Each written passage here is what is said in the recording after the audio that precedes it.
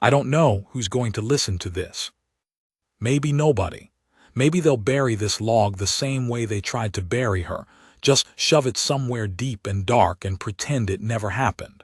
That's what they do, right? That's what people do when the truth is too uncomfortable to sit with. But I'm recording it anyway. Every word, every detail I can still see when I close my eyes. Because I was there. I saw what they did, and I refuse to be someone who stays quiet about it just because staying quiet is easier. My name is Corporal Dax Morrow. Identification number 94, Foxtrot 7 Hotel. Assigned to the 9th Frontier Survey Unit, operating under the joint authority of the Earth Expeditionary Corps and the Outer Rim Observation Mandate passed in 2247. I am currently on day 41 of an unauthorized extended ground stay on the surface of Calith IV, and I am not coming back to the ship until she is safe. That's just the truth of it. Now let me tell you how I got here. Let me start where it started, not with the planet, not with the politics, not with all the complicated galactic garbage I didn't fully understand at the time. Let me start with the sound. There's a sound that Calith IV makes at night. I don't know what to compare it to, honestly. It's like wind, but not exactly wind. It's like someone dragging something heavy across a stone floor in a room 3 stories below you, this deep, resonant moan that comes up through the earth itself and settles in your chest like a second heartbeat. The survey team called it the hum. Corporal Yates said it was tectonic. Lieutenant Farrow said it was atmospheric. I just knew it made me feel small, and on Calith IV, feeling small was easy. The planet is gorgeous and terrible at the same time. You land on it and you think, why would anyone have a problem with this? It's beautiful. The sky runs this burnt orange that bleeds into deep violet at the horizon, like someone spilled a sunset across the whole atmosphere and left it there. The vegetation, and I'm using that word loosely because nothing on Calith IV looks quite like Earth plants. The vegetation is silver and glass green, tall stalks that chime against each other in the wind like wind chimes. And when the 2 moons come up simultaneously, the whole landscape lights up silver white, and it genuinely looks like something you'd see on a holiday postcard.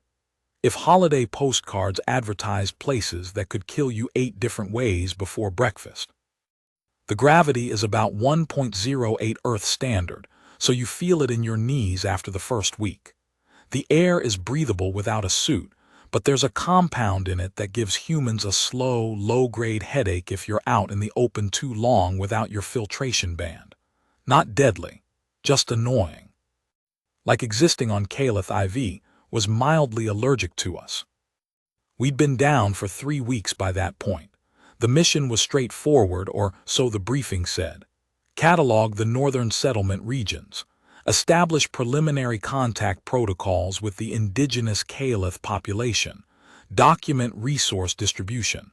Don't cause an incident. Standard frontier survey. The kind I'd done 11 times before across 6 different systems. Except Calith IV was different, and I should have felt that sooner than I did. The Calith are not a small civilization. I want to make that clear before I go any further because when people hear alien planet, they sometimes picture primitives, wanderers in the dark, creatures we're encountering for the first time, stumbling into the light of galactic awareness. That is not the Calith. The Calith have been space-aware for longer than humans have had written language. Their architecture, the great settled cities in the temperate zones, the communication relay towers that stitch the northern continent together, it's old. Old in a way that makes Earth's oldest ruins look like something a child built last Thursday. They are tall, humanoid enough that the first contact teams from 40 years ago had an easier time than they expected, but different in the ways that matter. The Calith are longer-limbed, with a second set of joints in both arms and legs that allow a range of motion that looks wrong until you get used to it. Their skin carries bioluminescent patterning, runs along the jaw and collarbone and upper arm, faint during the day, brighter in the dark, And the color and intensity of those patterns reflect emotional state in ways that took xenobiologists decades to partially decode. Their eyes are large. Iris runs the full circumference, pupil sits horizontal. When they look at you straight on, it's a lot. It takes getting used to. They are also, as a civilization, deeply stratified, meaning they have a hierarchy, meaning they have a ruling class, meaning they have people at the top and people at the bottom and everything in between, and the rules that govern who belongs where are old and complicated and, from what I was beginning to understand, brutally enforced. The ruling caste calls itself the Velketh. The translation is approximate, something close to the inheritors, the ones who were born into the light as opposed to those born into the lower castes. The Velketh wear it literally. Their bioluminescent markings are brighter, broader, cultivated through generations of selective pairing. They are physically larger, better fed obviously, but there's something deeper too, a bone structure difference, a posture.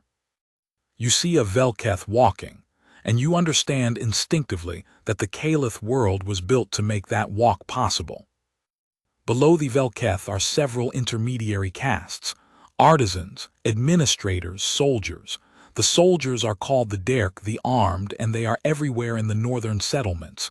Big, alert, carrying weapons that I was told, firmly, not to look at directly or gesture toward under any circumstances. And then there are the lowest castes, the Thale, laborers, servants, undesirables. The word covers a lot of ground. The ones the Velketh look through when they're in the same room. I learned all of this from Lieutenant Pharaoh during our first week, delivered in the clipped, careful tone of someone reciting rules to someone they're not sure will follow them. "We don't comment on the caste structure," she said. "We don't ask about it. We observe, we document, we maintain neutrality. This is their society, not ours." I said I understood. I wasn't sure I did, but I said it. We were running a perimeter route on day 22, when Specialist Vance picked up the anomalous reading.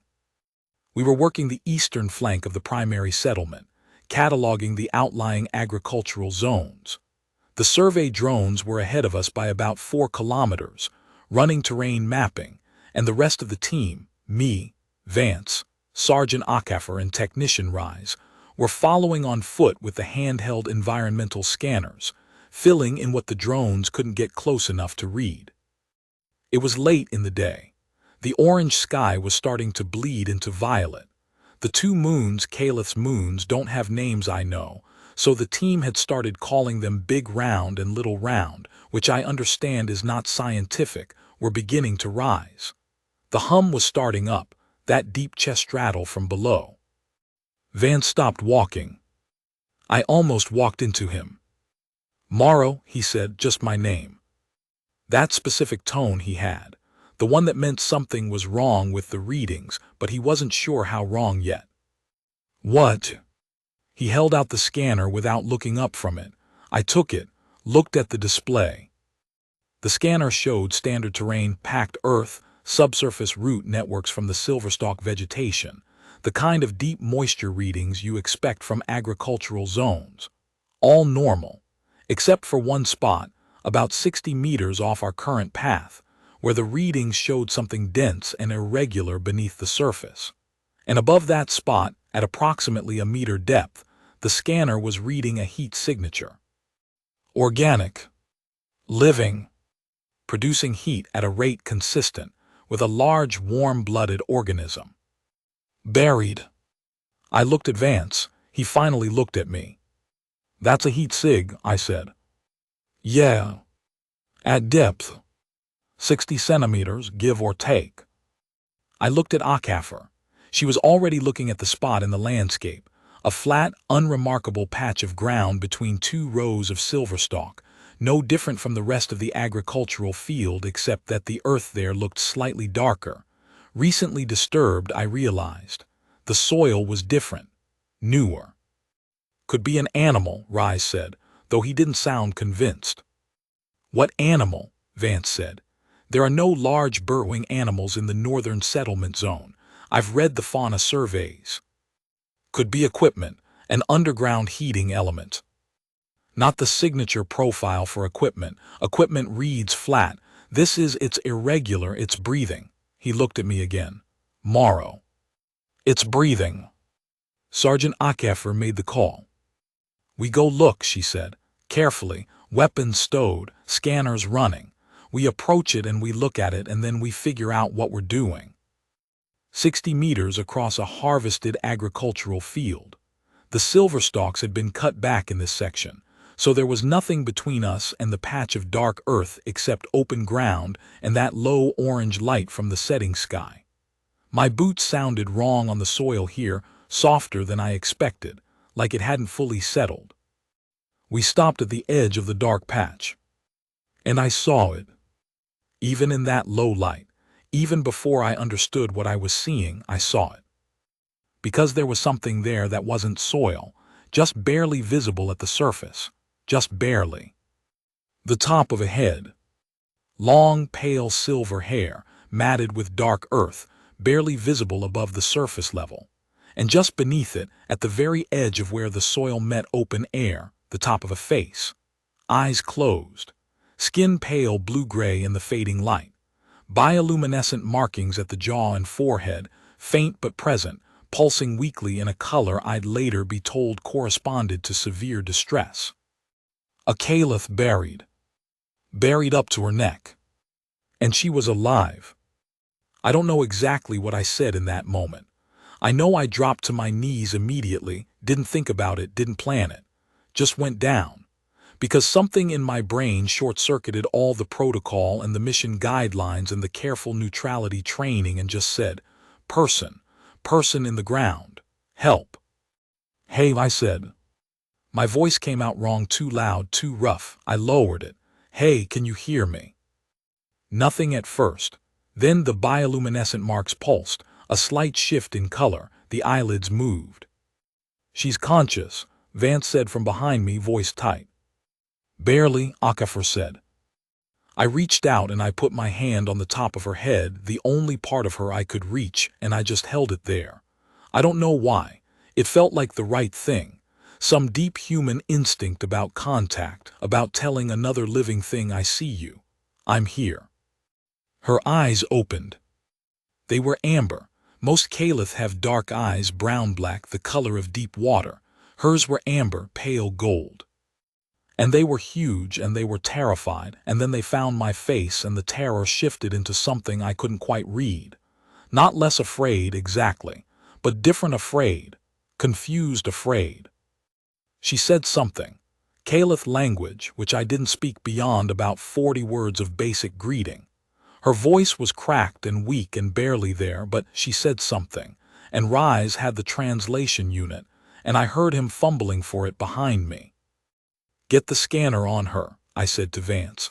Full bio-read. I need to know how long she's been down there. Morrow we need to think about protocol. Vance scanner now. He didn't argue. Rise got the translation unit running and said, say it again, slowly if you can. She looked at him, then back at me. Then she said it again, slow, barely above a whisper. The unit processed for a moment. Then it said, do not touch me. If you touch me, they will kill you. I didn't let go of her head. I know that's not logical. I know the translation had just told me that physical contact was dangerous. But my hand was already there and I didn't take it back.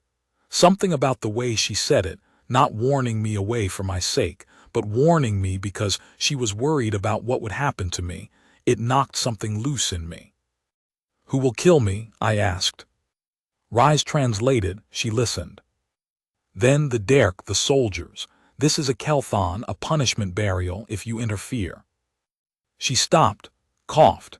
The effort of it showed in the way her neck tensed and her visible brow furrowed. Easy, I said, take it easy. HFY said quietly behind me, Morrow, we need to make a decision before we're seen here. I've made a decision. That is not how this works. Sergeant, someone buried this person alive. In a field. I don't care what the protocol says about neutrality, that is a person in a hole. She is a Caliph national on Caliph IV in a situation that falls under their own legal and cultural authority, and we do not have clearance to. Kefir, I looked back at her. She is alive, she is in the ground, she is in pain, I am not walking away. Long pause. Kefir is a good soldier, one of the best I've worked with. She has this way of looking at a situation that strips it down to its components faster than anyone I know. And I watched her do it now, watched her look at the woman in the ground, then at me, then at the field around us, then back at the woman. She said, "We're going to have company inside of 10 minutes. Then we work fast. If you're starting this, Morrow, you're finishing it. I'm not going to be able to back you up once the Derek get involved." I know.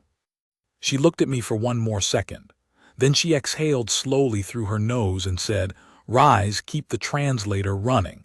Vance, defensive position, northern approach. I'll take south. Morrow, be gentle." The soil was packed. Not loose, whoever had done this had packed it deliberately, tamped it down so that getting her out wasn't going to be as simple as scooping. I used my hands first, just dug. The earth was warm from the day and slightly damp, and it came away in chunks, and underneath the surface crust it was softer, and I worked fast. She watched me dig. Every time I looked up at her, she was watching me with those amber eyes, and her bioluminescent markings were doing something complicated that I didn't have the vocabulary to interpret. Pulsing, shifting between colors. The yellow gold of distress I'd been told about, but also flickers of something blue-violet that I'd never seen on a Caliph before. "My name is Dax," I said, kept talking because I thought it might help. "We're a survey team, Earth Core. We're not here to cause trouble, we found you, okay? We found you and we're getting you out." She said something short, the unit processed. "Why?" I looked up at her, held her gaze. "Because you're in the ground," I said. "That's enough reason." She was buried to the neck, but she was also bound. I figured that out when I got deep enough to reach her shoulders. Her arms were pulled behind her and secured with something that the Caliph dared use for restraint, a banded material that locks with a pressure-fit mechanism I'd never encountered before. Her wrists were behind her back, bound together, and then further secured to a metal anchor stake that had been driven into the ground below her feet. So even if she'd had the strength and the free movement, she couldn't have climbed out. She was pinned. I got my hands under her arms and I said, "This is going to hurt. I'm sorry." The translator caught it. She closed her eyes. "Braced." I pulled. She made a sound that I'm not going to describe in detail. It wasn't a scream exactly. Caliph don't seem to vocalize pain the same way humans do. It was lower than that, more guttural, but it was pain, clearly and unmistakably, and it hit me in the chest like a physical thing. She came up out of the earth slowly in stages. The restraints complicated everything. Her arms were locked back and couldn't give, so I had to work around them, get her torso free first, then her hips, then her legs, all while she was still bound and couldn't help me at all. And she was dehydrated, badly. I'd learn later that the bioscanner was reading critically low fluid levels and early-stage renal stress.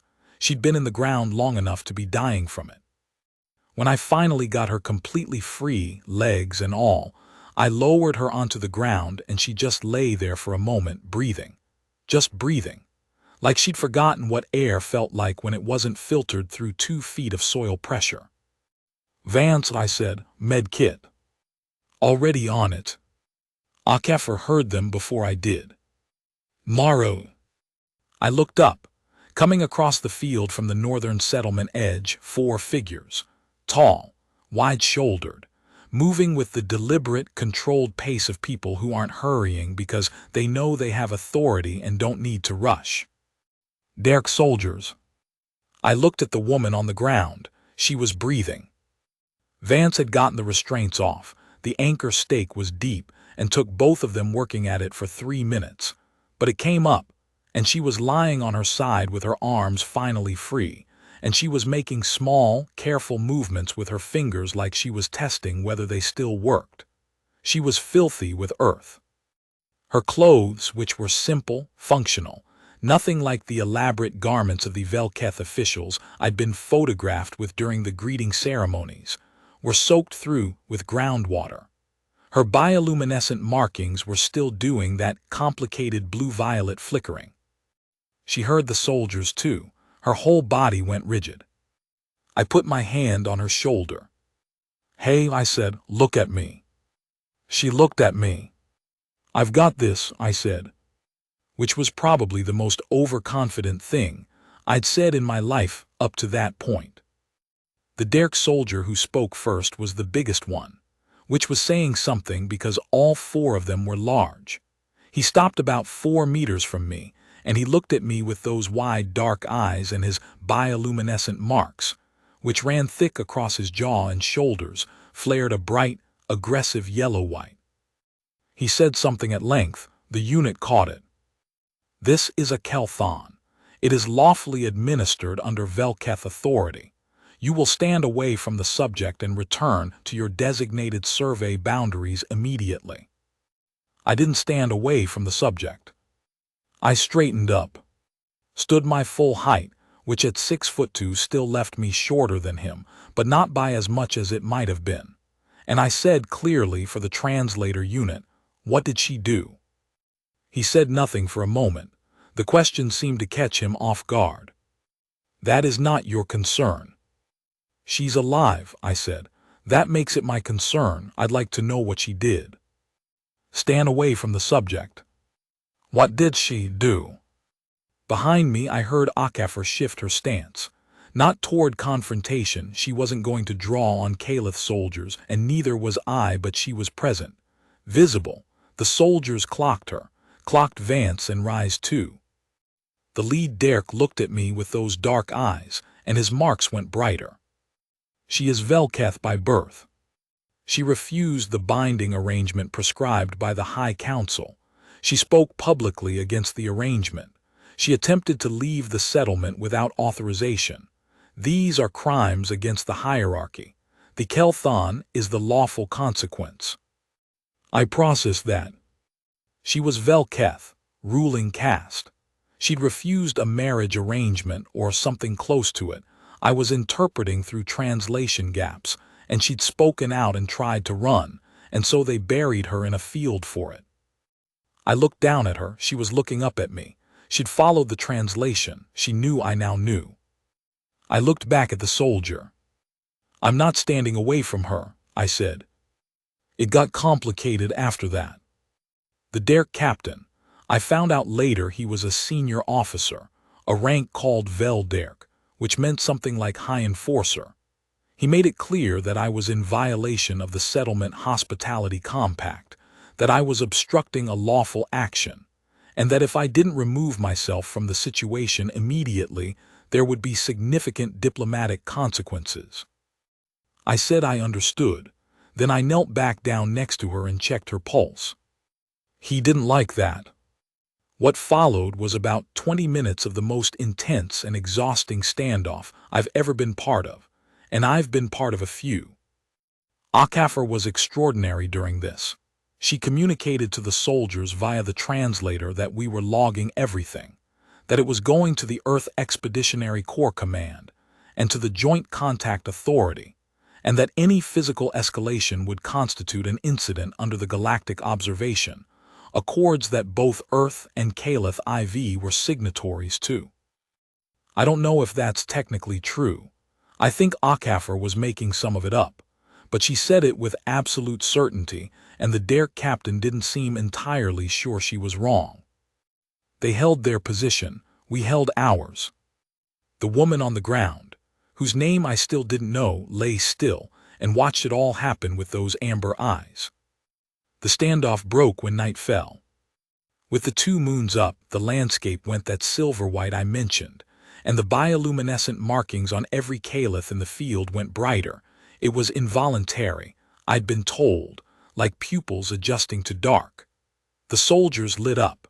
The woman on the ground lit up too, more than I'd seen before, that blue-violet running strong now across her jaw and collarbone.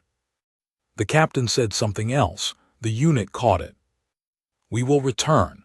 When we return, the subject must be in the correct position. Then they walked away. Back toward the settlement. Just like that.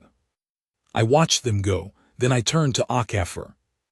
That won't hold, she said. No, I agreed. They're going to come back with authorization.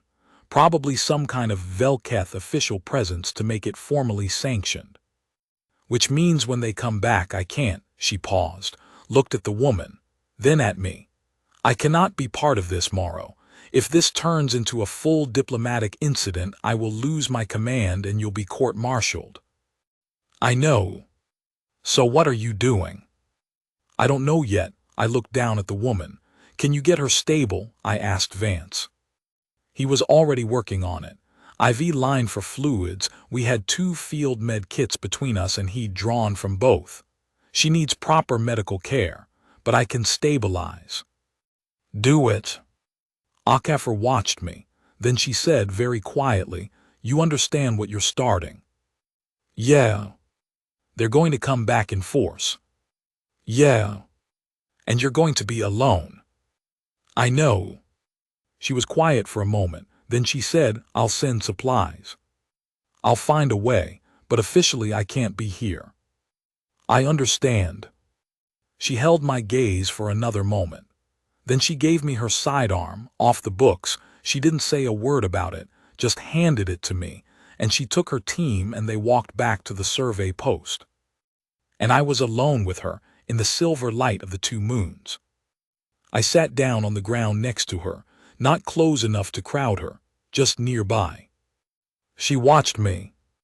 I asked the translator unit, what's your name? She said something, the unit processed. Sarath, my name is Sarath. Sarath, I repeated, tried to get the sounds right. I probably mangled it. She watched me try and something crossed her face that I was going to spend the next several weeks learning to read. It wasn't quite amusement.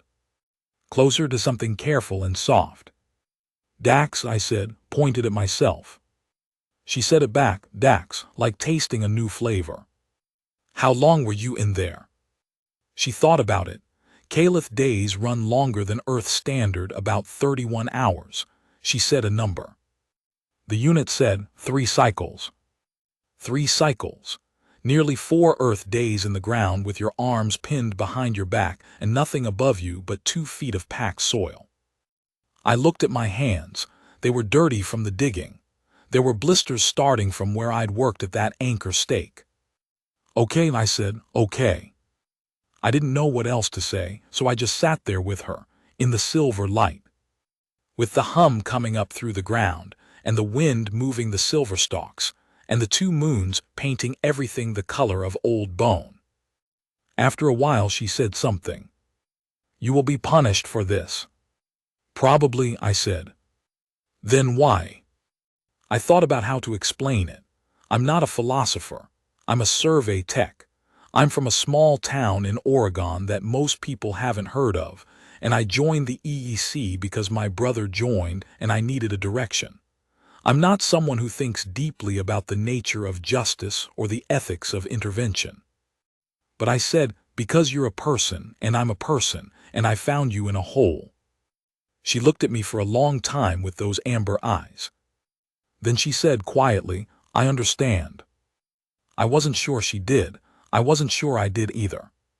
But it was something to hold on to. Part 2. The first night was the worst. Not because anything attacked us or because the soldiers came back. They didn't. Not that night. The first night was the worst because of what Sarath's body did after being released from the burial. The dehydration was severe. Vance had said critically low, and he was right. And even with the IV fluids running, she spent most of the first night shaking. Muscle cramps from the constriction. Her circulation coming back to her limbs, the way circulation does when it's been restricted too long. That burning, awful process of tissue, deciding whether it's going to function again. She didn't make much sound. That's the Caliph way. I'd learn they run silent with pain in a way that took me a long time to stop interpreting as stoicism and start interpreting as training. They'd been trained not to vocalize pain, specifically the Velketh, specifically the women of the Velketh. But her markings told it all. That blue-violet, I learned eventually from the translation unit's xenobiology database, is the Caliph color of acute suffering. It's not voluntary. It's the body expressing what the face is schooled not to show. I watched it pulse on her jaw and collarbone all through that first night, and I thought about all the careful diplomatic briefings, all the cultural neutrality training, all the years of interplanetary contact education that was supposed to have prepared me to understand and accept alien cultural practices on their own terms. And then I looked at her shaking in the silver grass and I thought, no, not this one. This one I'm not accepting. By morning she could sit up. By morning I'd also heard from HFY via secure comm. She'd gotten back to the survey post and run into Lieutenant Pharaoh, and the conversation had apparently been significant. I got the summary. Pharaoh was furious. Officially, I was in violation of at least 4 operational guidelines, the Cultural Non-Interference Clause, and probably something in the Galactic Contact Compact. Officially, I was to return to the survey post immediately and submit to an inquiry. Officially, the Earth Expeditionary Corps was going to have to file a formal diplomatic response to a complaint already being submitted by the Velketh High Council, who had apparently heard within hours that a human had interfered with an active Kelthon punishment sentence. Unofficially, and this was the part that made me love Sergeant HFY, she'd sent me supplies, hidden in a terrain mapping case left at a survey drone drop point about 2 kilometers east. Rations, additional med kit, water purification tabs, a second translation unit, a portable shelter membrane, and a handwritten note on actual paper that said simply, "Don't be an idiot, but also don't back down." Oh. I carried the case back to where I'd made camp, which was just a patch of clear ground at the field's eastern edge, under a natural windbreak of heavy-stalked Caliph vegetation. I set up the shelter membrane, which self-deploys and provides a semi-rigid enclosure about the size of a large tent. Sarath watched me do it. When I opened the ration packs, I looked at her. "Do you know if any of this would be safe for you? I don't want to." "I know what human food is," she said. "I have studied Earth contact protocols." That surprised me. "You have?"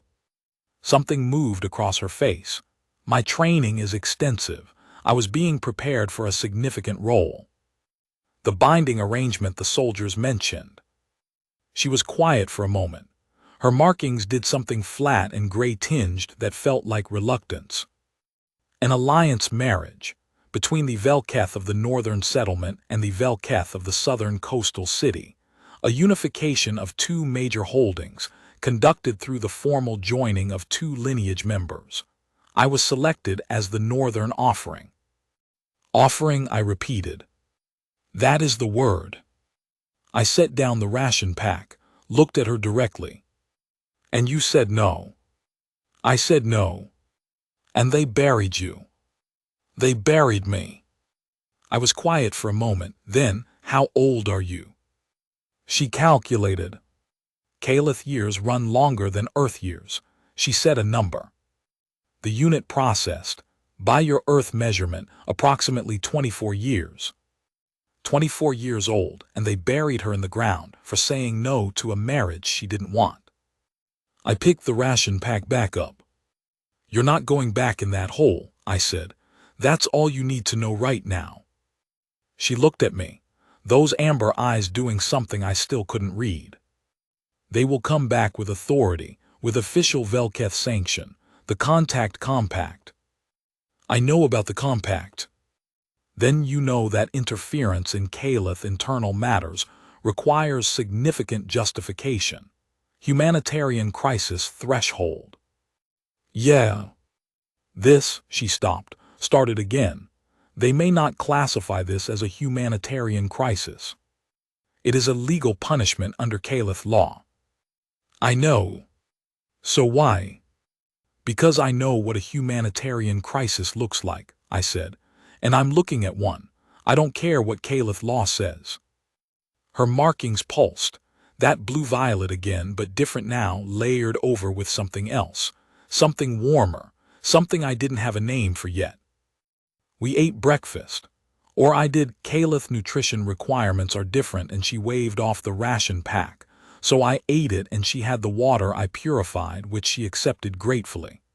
The dehydration was still evident in the way she held herself, still careful, still slightly fragile in her movements. She talked while I ate.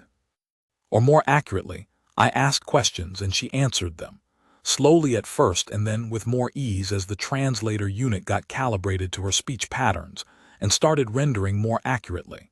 She'd been training in interplanetary studies since she was young. Velketh children of significant families are educated for their roles, whatever those roles are determined to be. She'd been assigned the role of Alliance Peace since she was about 14, by her understanding of Earth-age equivalents. She'd been studying the culture of the Southern Velketh family she was expected to join. She'd been learning their customs, their expectations, their history. And she'd slowly, over years, come to the understanding that she didn't want it. "What did you want?" I asked. Long pause. "I was studying xenobiology, under a scholar who works with the Contact Archives. I was interested in the documentation of non-Caliph species, the physiological data, the behavioral records, the contact histories." I looked at her. "You wanted to be a scientist."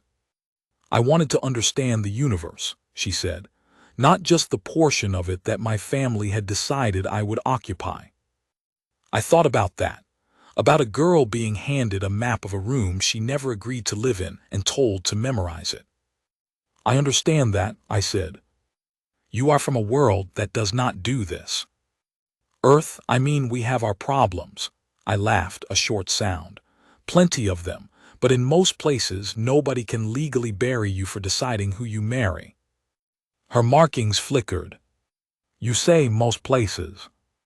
"Yeah, I won't pretend it's universal, but where I'm from, the places I know, nobody does this." She was quiet for a moment. "That is difficult to imagine," she said, and there was something in her voice that the translator rendered flat, but I heard around the edges of not envy, exactly. Something more complicated. The way you sound when someone describes a color you've never seen. The officials came on day 2. 3 Derek soldiers and 2 Velketh officials, robed, marked with the elaborate bioluminescent patterns that indicated high caste and high authority. They arrived at mid-morning, crossing the field with the same deliberate pace as the soldiers the night before. And they stopped at the edge of what I'd staked out as our camp perimeter with the survey flags. Survey flags aren't a legal boundary. I knew that. But they're bright orange and highly visible, and they look official to someone who doesn't know what they are. The Velketh official who spoke, older, wide jaw, marks running silver-white with age, said something long and formal. The translator rendered it as approximately. "You have intervened in a legally administered consequence under the authority of the High Velketh Council of the Northern Settlement. The subject designated for Kelthon has been removed from her sentence before its lawful completion. You are hereby ordered to return the subject to the designated field and to remove yourself to your survey post. Failure to comply will constitute a violation of the Hospitality Compact and will be referred to the Joint Contact Authority." I had thought about what I was going to say when this moment came. I'd spent most of the night before composing it, actually, going over it in my head while Sereth slept on the shelter membrane, and I sat outside in the silver light listening to the hum. I had drafted, in my head, a careful argument about human observational standards, about the difference between observational neutrality and active complicity in harm, about the fact that the Hospitality Compact, as I understood it, bound Earth survey personnel from interfering in political or administrative matters, not from responding to what any reasonable observer would classify as a life-threatening situation of prolonged physical harm. I had prepared to make this case clearly and firmly. What I actually said was, "She's not going back in the ground." Which is not the same thing, not quite. But it's the thing I meant. The negotiation lasted most of the day. HFY arrived partway through it. Officially unauthorized, but she showed up and stood at the edge of the camp with her arms crossed and her best command face on, which I was grateful for in a way that I still haven't fully articulated. The Velketh officials were less pleased. At various points during the day-long argument, the following was communicated: that the Kelthon, the burial punishment, was a legal and culturally ancient practice administered only in cases of severe violation of social contract. That Sarath's refusal of the alliance arrangement was categorized as a violation of her duty as a Velketh lineage member, which carried specific legal weight under the Caliph hierarchy code. That the punishment was intended to be temporary, a period of physical restraint and soil exposure meant to produce reconsideration, and that it was, technically, survivable if administered within certain parameters. The word technically did a lot of heavy lifting in that explanation. I asked through the translator, what is the maximum duration? The officials conferred. Then, the Kelthon may be administered for up to 5 cycles before the subject is released. I said she'd been there for 3 cycles when I found her. That is correct. Caliph cycles, 31 hours each. She'd been in the ground for 93 hours. Approximately. With no water. Silence. With her arms pinned behind her. More silence. And 2 more cycles were still scheduled. The administration of the Kelthon is the prerogative of the High Council and the family authority. I'm not asking about prerogative, I said. I'm asking about what a human medical scanner reads when it scans someone after 93 hours of that, because I have those readings. And I'm going to submit them to the Joint Contact Authority with this log. And I want the record to reflect that at the time of discovery, the subject was in early-stage organ distress from dehydration, and that 2 additional cycles of the sentence would likely have been fatal. Long pause. The older official's markings went through several rapid changes. The younger one beside him was very still. That is a medical assessment, the older one finally said, not an established fact. It is a reading from an Earth core bioscanner operated by a trained field medic, I said, and I'm happy to let the Joint Contact Authority evaluate whether it qualifies as an established fact. They retreated to confer. HFY came and stood next to me, didn't say anything for a moment. Then good. Yeah. The scanner data is the play. They did not expect you to have it. Vance ran a thorough scan. I know, I told him to. She looked at me sideways. I told him to run the most detailed scan he could before we left, specifically so you'd have it. I looked at her. You planned this. I planned for the eventuality that you were going to do exactly what you did, she said, which I saw coming approximately 30 seconds after you put your hand on that girl's head. Sergeant, don't, she said. Just know I've filed the scan data with the core relay. It's already logged. They can't make it disappear. I breathed out. She said quietly, you're still in trouble. I know. But it's the right kind of trouble. Yeah, I said. Yeah, it is. The officials came back with a counterposition. They would not concede that the Kelthon was improper. They would not concede that it constituted humanitarian crisis threshold. But they would, with significant political hedging on all sides, accept that the completion of the sentence was now complicated by the involvement of Earth core personnel and the documentation that had been created. What they offered, translated through considerable bureaucratic complexity, was Sarath would be released from the active sentence. She would be considered to have completed the Kelthon requirement through the partial administration, plus the extenuating circumstances. She would be remanded to the custody of her family, Northern Holding, for the continuation of the alliance arrangement process. Which meant she'd go back to her family, who would proceed with the arrangement, which meant the marriage she'd refused would still happen. I heard Sarath translate this from where she was sitting at the back of the shelter. Her markings went flat, that gray-green that I'd come to understand as the Caliph equivalent of what your face does when you receive news you already knew was coming. I walked back to the shelter, sat down across from her. She looked at me. "You heard," she said. "Yeah. It is probably the best outcome available within current parameters."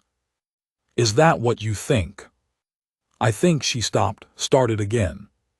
"I think you have done something extraordinary for me. I think you sat in the dark for a night when you could have walked away. I think you argued with officials of significant authority on my behalf. I think," her markings did something complicated, "I think very few beings have done anything like this for me in my life, and I do not want to make it harder than it needs to be." "Sarath." She looked at me. "I didn't dig you out of the ground to send you back to the people who put you there." Very long silence. "What is the alternative?" And this was the part where I'd been thinking through the night. This was the part I hadn't fully figured out yet. I said, "I'm going to make some calls." Part 3. The thing about the Joint Contact Authority, the JCA, which is the interplanetary body that governs first and ongoing contact relationships between Earth and alien civilizations, is that it's slow. Bureaucratically, it's a nightmare. Getting a ruling out of the JCA normally takes weeks, months if it's complex.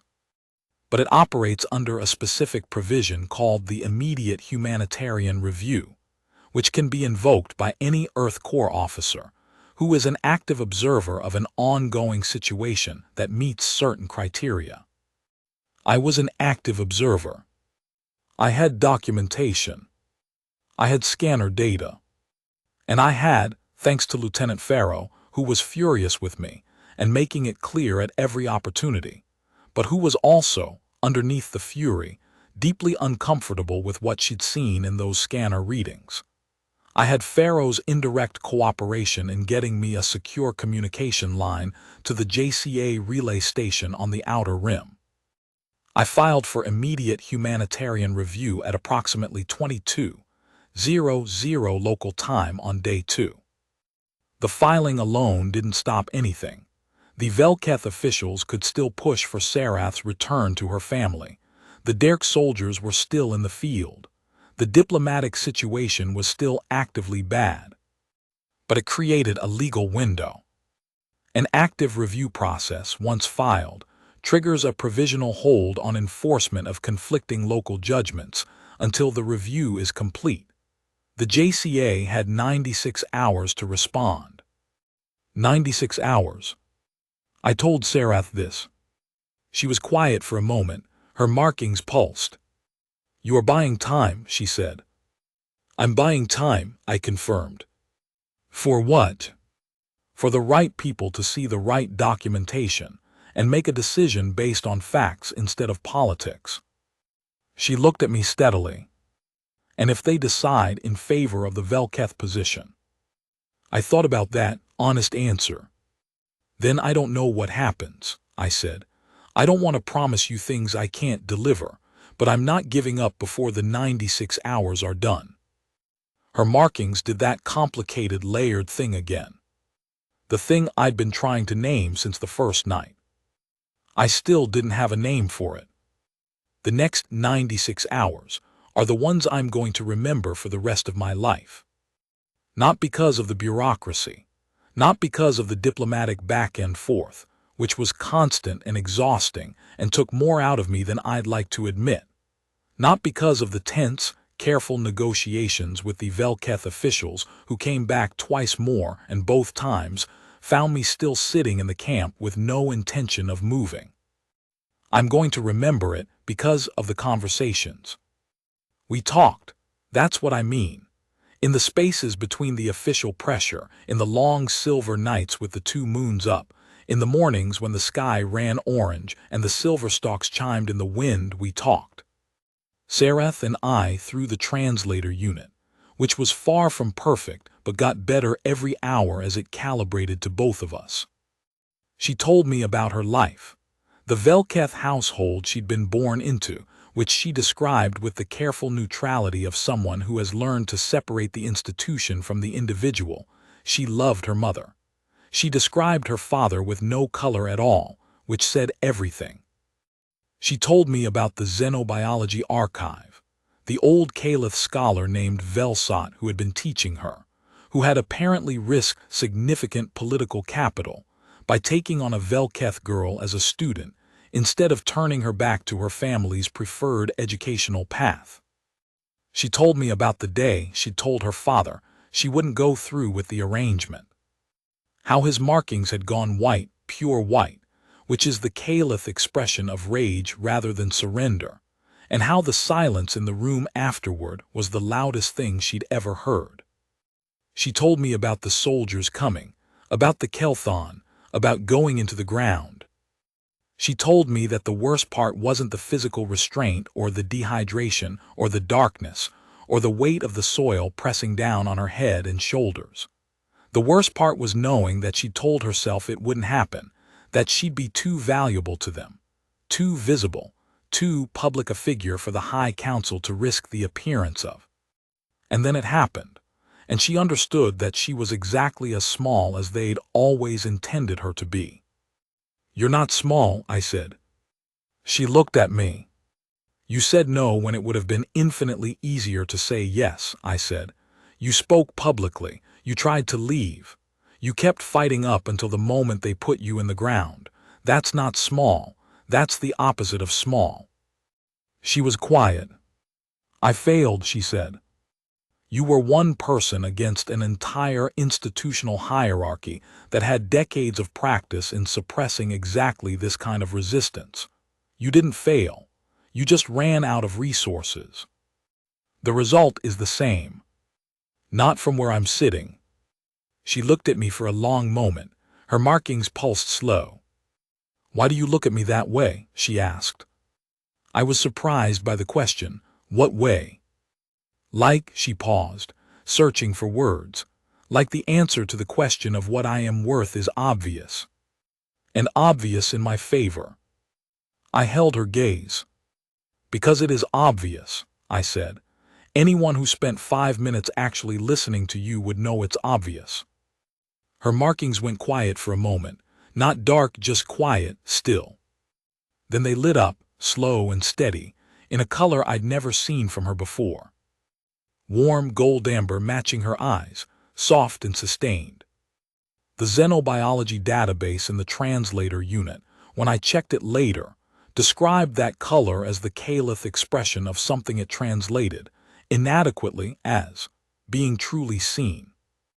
The JCA response came at hour 78, 18 hours early, which told me, before I even read the content, that someone in that building had taken the documentation seriously.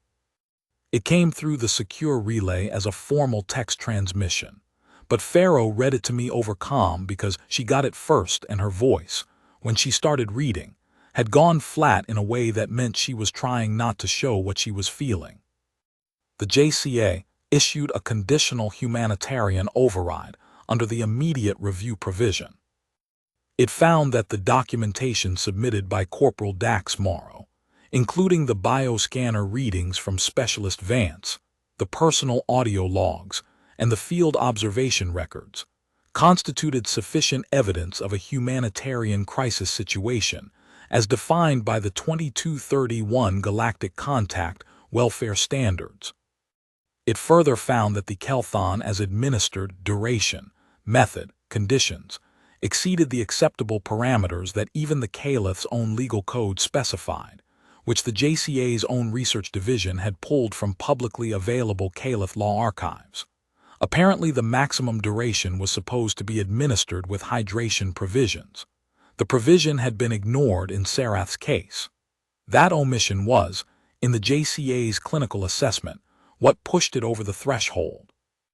The conditional override meant Sarath could not be returned to the sentence.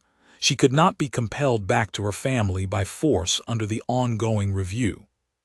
The alliance arrangement was put under a separate provisional hold pending further review of the welfare provisions applicable to the involved parties.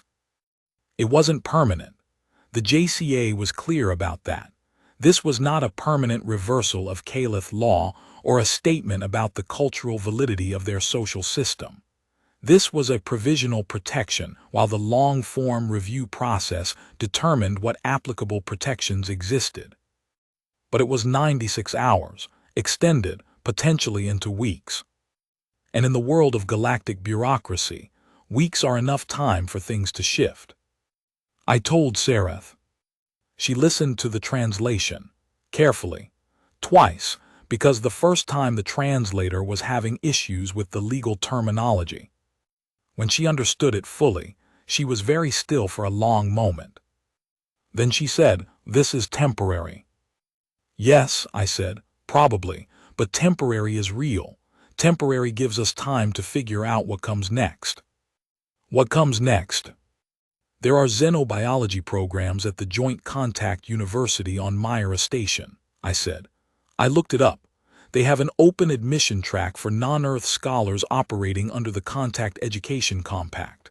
I don't know if you'd qualify, but I think you might. I paused. I think Velsot, if he submitted a supporting application, could make a case." She stared at me. "You are describing me leaving Caliph IV." "I'm describing one possibility," I said carefully. "Not the only one. I'm not trying to tell you what to do. I'm just saying, options exist. You've been inside a system that worked very hard to make you believe there was only one path. There isn't only one path." Very long silence. "My family," she said, "my mother." "I know.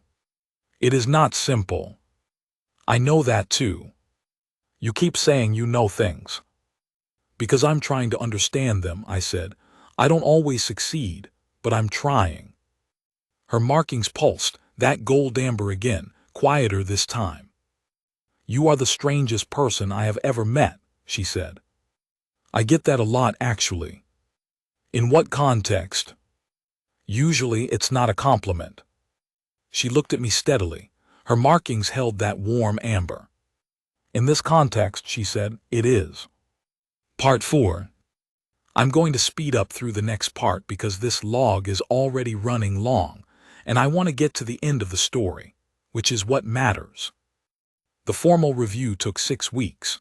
During those 6 weeks, I remained on Caliph IV, technically in violation of my operational orders, technically on indefinite unauthorized absence from the survey unit. Akafir covered for me as much as she could. Pharaoh filed the required disciplinary paperwork but framed it in terms that, I was told, suggested she was not entirely opposed to my position. Captain Denning of the 9th Frontier Survey Unit issued 3 formal recalls, all of which I acknowledged, logged, and respectfully declined. I will address those disciplinary matters separately. During the 6 weeks, Sarath's physical recovery was complete by the end of the first week. The dehydration resolved. The circulation damage in her arms, significant from 93 hours of posterior restraint, resolved more slowly but fully by week 3. She moved without visible pain by day 20. By day 30, she was helping me run the survey drone recovery routes, because she was bored and the work needed doing, and she learned the drone recovery protocols faster than I had. By week 4, Velsot the scholar had submitted an application to the Joint Contact University on Myra Station on Sarath's behalf. By week 5, the JCA review had expanded from a provisional hold to a full structural inquiry into the administration of the Kelthon as applied to Velketh women in refusal of arrangement cases, which was a much bigger deal than my individual case, and which, I was told, had sent significant tremors through the High Velketh Council. By week 6, Three things happened in sequence. First, the Joint Contact University on Myra Station sent a preliminary acceptance to Velsat, indicating that Sarath's application, given her documented academic training and the recommendation letters provided, was approved pending final clearance. Second, the JCA issued a full ruling. It found that the Kelthon as applied to cases of refusal of alliance arrangement, specifically when applied without the legally required hydration provisions, constituted a violation of the minimum welfare standards applicable to civilizations operating under the Galactic Contact Compact that Calith IV had signed in 2203. The ruling did not outlaw the practice globally. It required that any future administration comply with the welfare provisions, and it created a formal review mechanism for cases where those provisions were disputed. It also found that Sarath, specifically, having been subjected to a non-compliant administration of the Kelthon, was entitled to have the sentence considered fully discharged and the associated legal requirements, including the alliance arrangement obligation, rendered void under the non-compliance precedent. Rendered void. That's the phrase that mattered. Third, Sarath told me she was going to Myra Station. We were sitting outside the shelter, last night of the 6 weeks. The sky was doing its evening thing, orange bleeding into violet, those 2 moons rising, the hum starting in the ground. She told me she'd decided. That it had been a decision she'd been moving toward for weeks, but had been afraid to say out loud. That Myra Station was real, and the xenobiology program was real, and that she had spoken, through a relay communication, with Velsat, who had told her he would never be able to guarantee her safety on Calith IV in any permanent way, and that the kindest thing he could say to her was to go somewhere the kindness wasn't conditional. Good, I said. I think that's right. I will not know anyone there. You'll know the field, I said. You'll know the work, that's how it starts. Is that how it started for you? I thought about it. My brother who joined first, Oregon, which I missed sometimes in a way that embarrassed me, a direction I needed. More or less, I said. You will be court-martialed, she said. Probably just a formal reprimand, I said. Maybe a demotion. I paused. Maybe a court-martial, I don't know yet. Because of me. Because I made choices, not because of you. Because of me, she said again, not arguing, just precise. I thought about denying it again, then thought better of it. Because of you, I said, yeah, and I'd make the same choices again. She was quiet. I don't know how to, she stopped, started again. My people have many formal expressions for debt and gratitude, complex structures, reciprocal obligations. I have been trying to find the right one for this situation and I cannot. None of them fit what you did. You don't owe me anything, I said. That is not what she paused. Her markings did that complicated layered thing, the one I'd been trying to name for 6 weeks. I am not speaking of debt. I am speaking of a long pause. I am speaking of the fact that you sat in the dark with me and you did not leave, and I do not have a word for what that means. I only know that it means something I will carry for the rest of my life. I didn't say anything for a moment. The 2 moons were fully up. The hum was in the ground under us. The silver stalks were chiming in the wind. That's enough, I said finally. That's more than enough. She left the next morning.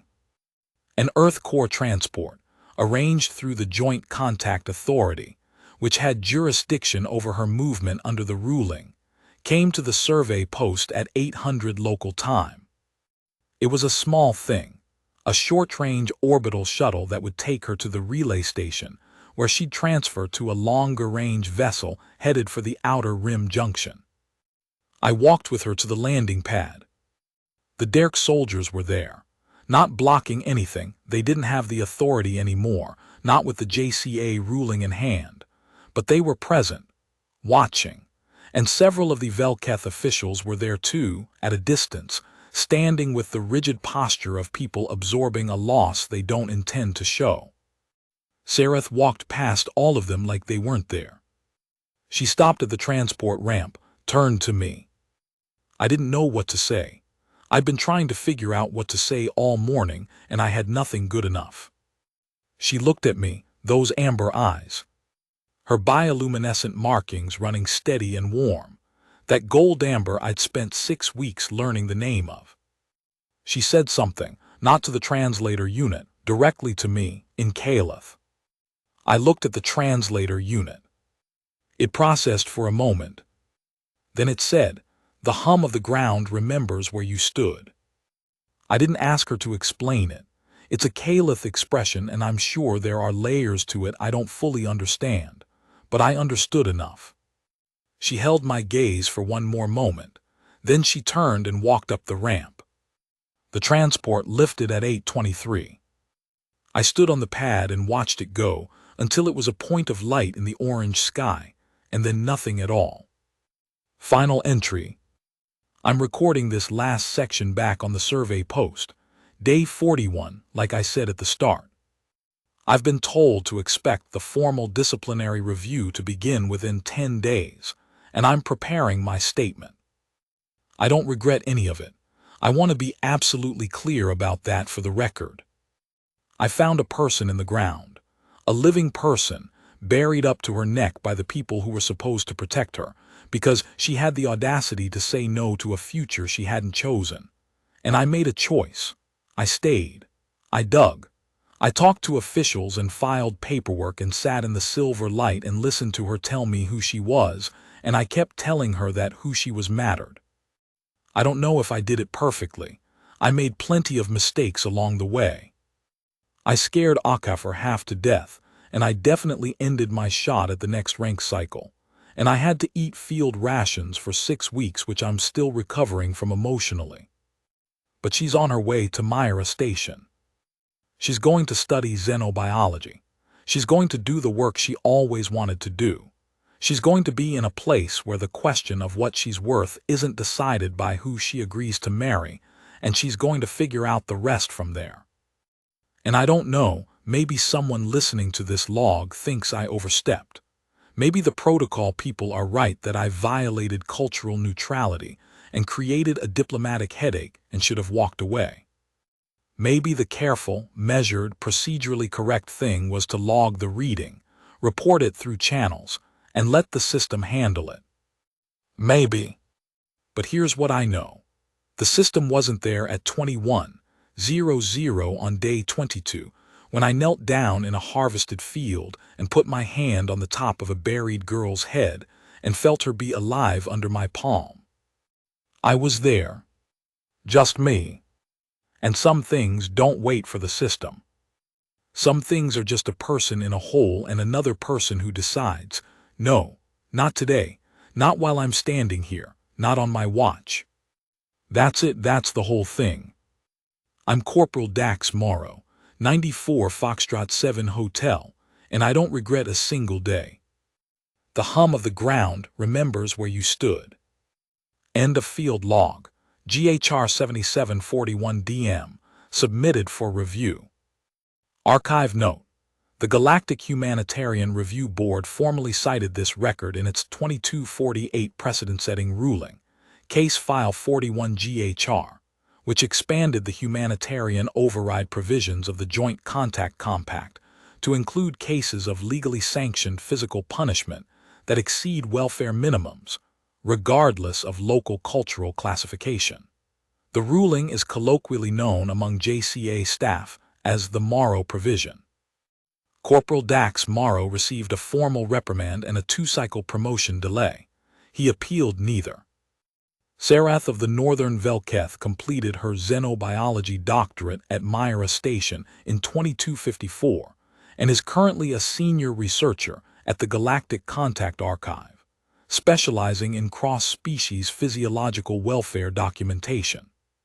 Her published doctoral thesis is dedicated, in the acknowledgement section, to DM, who looked for the obvious answer and found it.